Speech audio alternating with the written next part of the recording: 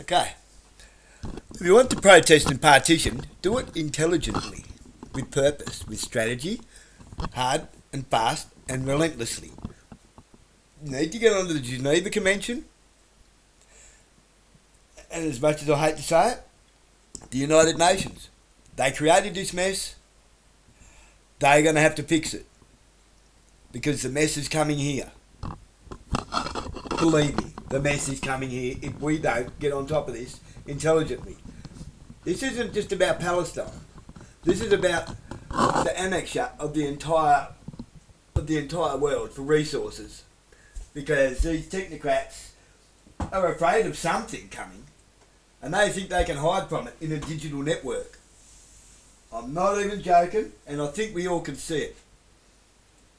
It's just because it sounds sci-fi, you don't want to believe it. But I think it's time you started to realise that whether you believe it or not, they sure as hell do. And I mean sure as hell do. We are held accountable as Palestinians 3 times a day. Israel is violating the ceasefire already 1,500 times. Who's going to hold Israel accountable? How can we call this a board of peace if it has the Prime Minister of Israel in it, but not a single Palestinian in it? This is exactly the point of accountability that I'm saying, that nobody should be above the law. I mean, if we have agreed international rules, then, if you are breaching those rules, then you should also be held accountable, whoever you are. I completely agree. And obviously, it's not a ceasefire if the guns haven't ceased. I think where I'm most concerned is even if the killing has stopped, the dying hasn't. So aid access is still an issue, and I know that the US team is working on that every day. So one of the reasons we're remaining engaged is just because of that, is we do see, it doesn't always translate, unfortunately, into what's happening on the ground, but we do see a consistent engagement on trying to get these things addressed, whether it's the ceasefire violations, whether it's the issue of opening up aid access. And of course, when the resolution was adopted, it was very clear. It included language that addressed the right of the Palestinians for self-determination.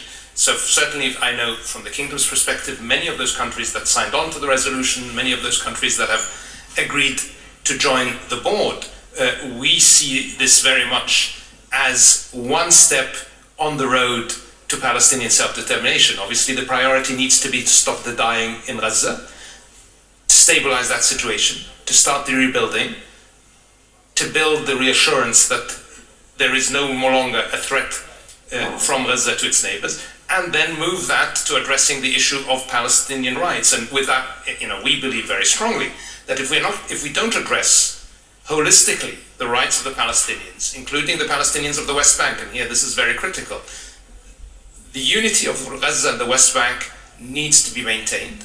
And that can only happen if we stabilize the situation in Gaza, because there's no linkage with a space that is currently in chaos. So we have a lot more to do. We have a meeting coming up, and I'm sure we'll hear more about what's being done. It's a daily effort to stabilize the situation.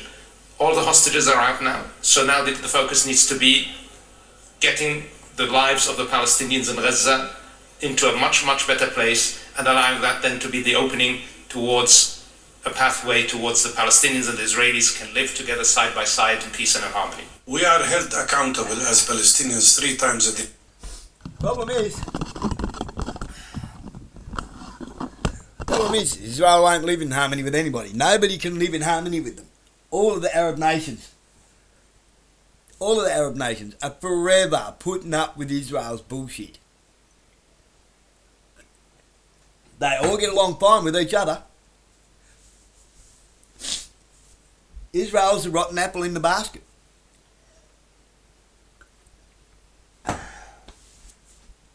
As sad as it is to say, you'll even find getting the United Nations to deal with it, it still takes us down the road of inevitability. It's inevitable. One way or another. But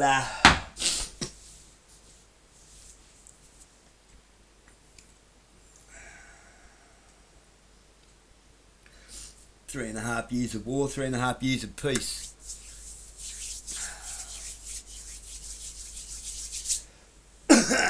and then it all goes. So what are we looking at here with Agenda 2030? What are we in? February, March, April, May, June. We've got 4 months left of this shit. Thereabouts. Tax time.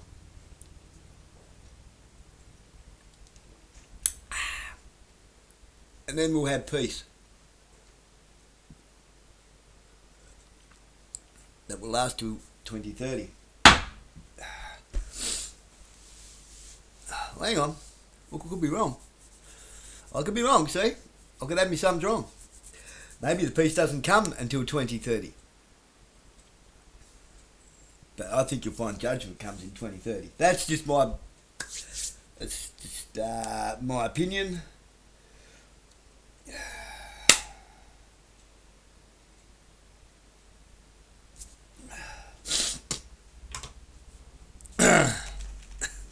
But fact of the matter remains. If you're going to protest and partition, do it intelligently. The United Nations annexed those territories in the first place. It's not, as far as I'm concerned, it's the United Nations' responsibility to fix their mistake.